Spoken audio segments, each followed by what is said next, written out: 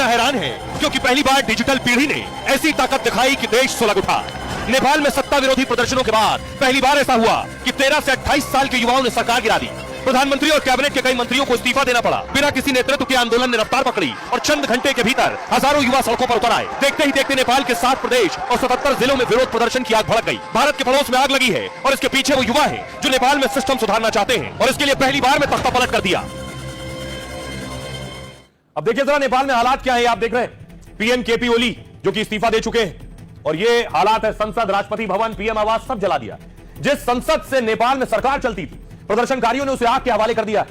दरअसल नेपाल का नया संसद भवन 2022 में काठमांडू में बना। यह भूकंप रोधी और देश की सबसे सुरक्षित इमारत थी, लेकिन प्रदर्शनकारियों के गुस्से का सबसे बड़ा टारगेट यह संसद हुई। प्रदर्शनकारियों ने नेपाल के सुप्रीम कोर्ट में भी आग लगा दी है।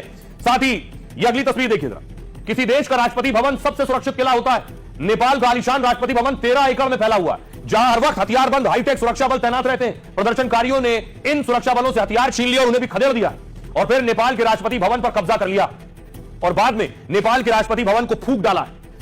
यह स्थिति राष्ट्रपति भवन की थी। नेपाल में जो पीएम हाउस सत्ता का केंद्र था, पीएम केपी ओली के उस घर पर प्रदर्शनकारी घुसे और जनरल जबरन नेपाल के पीएम हाउस में जमकर तोड़फोड़ की है और फिर उसे आग के हवाले कर दिया। प्रधानमंत्री के निजी और सरकारी दोनों घर फूंक डाले हैं। यह स्थिति है नेपाल की। इसके अलावा देखिए, विष्णु पौडेल प्रदर्शनकारियों से बचकर भागने की फिराक में थे, मंत्री हैं, लेकिन अचानक एक गली में प्रदर्शनकारियों की भीड़ ने इन्हें पकड़ लिया और उसके बाद इनकी पिटाई कर दी। नेपाल के वित्त मंत्री को लोगों ने दौड़ा दौड़ा कर पीटा है और फिर पकड़कर इन्हें अपने साथ कहीं ले गए हैं। यह स्थिति थी मंत्री की। बड़ी संख्या में प्रदर्शनकारियों ने ऊर्जा मंत्री के घर पर धावा बोला। तस्वीर मैंने आपको दिखाई। पत्थरबाजी और तोड़फोड़ करते हुए भीड़ ने दीपक के घर में अंदर घुसकर लाखों नेपाली रुपए बरामद किए और बाद में प्रदर्शनकारियों ने इन रुपयों को हवा में उड़ा दिया है। यह स्थिति थी मंत्री की। गुस्साई भीड़ ने पूर्व पीएम शेर बहादुर को भी निशाना बनाया। यह शेर बहादुर ने देखने देवबा के घर पहुंचे, घुसकर इनके साथ मारपीट की और हमला किया। प्रदर्शनकारियों के हमले से देवबा और उनकी पत्नी गंभीर रूप से घायल हो गई है। यह था हाल। अब आपको बताऊं कि ये जो हालात थे, ये हालत डराने वाली। जरा सुनिए प्रदर्शनकारियों को, वो कितने गुस्से में है और क्या कुछ कर गुजरने की बात कर रहे हैं। केपी ओली नहीं चाहिए। केपी ओली जहाँ पे ना उसको मार डालेंगे। मोदी जैसा यहाँ पे होना चाहिए। वो इंडिया का मोदी है ना, मोदी जैसा सरकार होता तो यहाँ पे पूरा थोड़ा कुछ आगे जाता नेपाल भी। बहुत व्यापक रूप में बढ़ गया हमारा देश में। बहुत सारे लोग भी यहाँ पर मारे गए हैं। आप पे गुस्सा है? हम लोग का गुस्सा की क्या बात है? ये छाती है हम लोग का, ये कुछ नहीं है। मारने के भी हम लोग तैयार है। नेता लोग सब भाग गया। ये नेता लोग काम चोर है, भ्रष्टाचारी है और अब हम लोग का प्रधानमंत्री होना चाहिए और अब हम ही पार्टी का नेता नहीं मानते हैं। हमारा जिंदगी से प्रधानमंत्री हमें चाहिए और राष्ट्रपति हमारा उसी से चाहिए। नेपाल में क्या कर रहा है ना, सोशल मीडिया बंद करने के बाद नेपाल के पब्लिक जो है वो आक्रोशित हो रहा है। नहीं है, ये भ्रष्ट सरकार है, करप्टेड गवर्नमेंट है। इसके लिए हम लोग एकजुट हो रहा है। आज तक क्या कर रहे थे? देश के युवा लोग, हमारे दोस्त लोग साइड में हेडशॉट खा के मर रहे हैं। इसको विचारधारा है और उसी बात विचारधारा है। इनका अंत होना होगा। इसमें तो मारना चाहिए, किसी को भी मारने का, किसी को भी अगर मारना है तो इसके अंदर से थोड़ा थोड़ा गोली चलाना पड़ेगा। ऐसे तरीके से मारेंगे तो कौन सा देश चलेगा? ये तो बहुत क्रूरल देश जैसा हो गया, पूरे शासन हो गया। ये तो नेता लोग का घमंड टूट ही गया है ना, आप लोग भी देख रहे हैं। पूरे जनता ने मिलकर, जनजी ने मिलकर आज आग लगा दिया है। को नेपाल पुलिस ने गोली मारा, सीधा यहाँ पर मारा है, यहाँ पर मारा है, डायरेक्ट मर गया है। अब हम लोग परिवर्तन खोज रहे हैं। जनजी का मांग है युद्ध। युवाओं का गुस्सा आपने देख लिया। अब सोचिए जैसे भारत में प्रधानमंत्री आवास और उसके आसपास मंत्रियों के घर हैं, वैसे ही सिंह दरबार है। सिंह दरबार नेपाल में है। उस सिंह दरबार को फूंक दिया। सुरक्षा कर्मियों से बंदूकें छीन लिए, राइफल छीन लिए।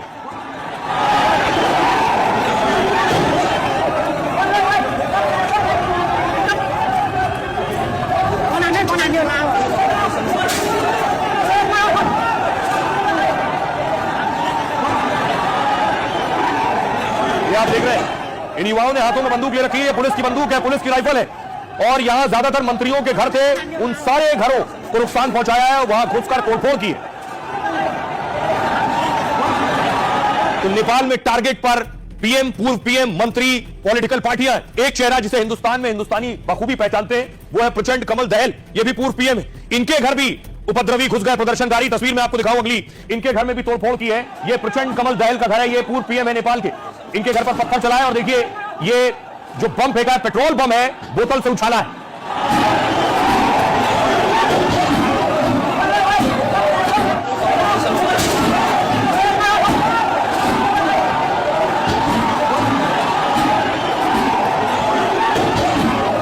तो प्रदर्शनकारी सिर्फ मंत्री नहीं, पुलिस को भी दौड़ा रहे हैं। पुलिस को दौड़ा लिया, पत्थर लेकर पुलिस भाग रही है।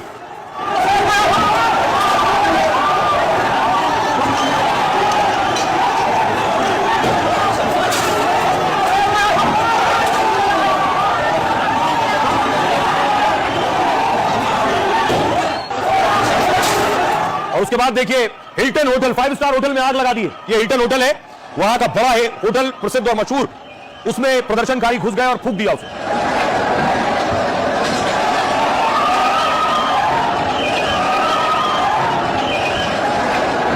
देखिए जरा, लगभग नेपाल के हर जिले में यही हाल है। 7 प्रदेश के 77 जिले सुलग रहे हैं। सबसे ज्यादा प्रभावित कौन से जिले हैं ये मैं आपको बताऊं। ये नेपाल का नक्शा आप देख रहे हैं, ये नेपाल के नक्शे में उन जिलों को आप देख रहे हैं, पोखरा, भैरवा, बुटवल, वीरगंज, काठमांडू, इटहरी और दमक। इन जगहों पर सबसे ज्यादा प्रदर्शन हो रहे हैं, सबसे ज्यादा आगजनी हो रही है। जो प्रदर्शनकारी ने गोली खाई है, उसे सुनिए जरा, गोली खाने के बाद वो क्या कह रहा है। मैं नेपाली में भी बोल सकता हूँ, अंग्रेजी में भी बोल सकता हूँ, जैसा तुम चाहो मैं वैसा बोल सकता हूँ।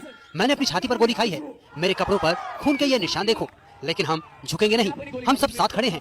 ये जेन जी का दौर है। जेन जी, आप हमारे साथ हो ना? कोई गोली हमें रोक नहीं सकती। हम लड़ेंगे और सरकार को उखाड़ फेंकेंगे। We are going to stand together, every single one of them. Are you with me?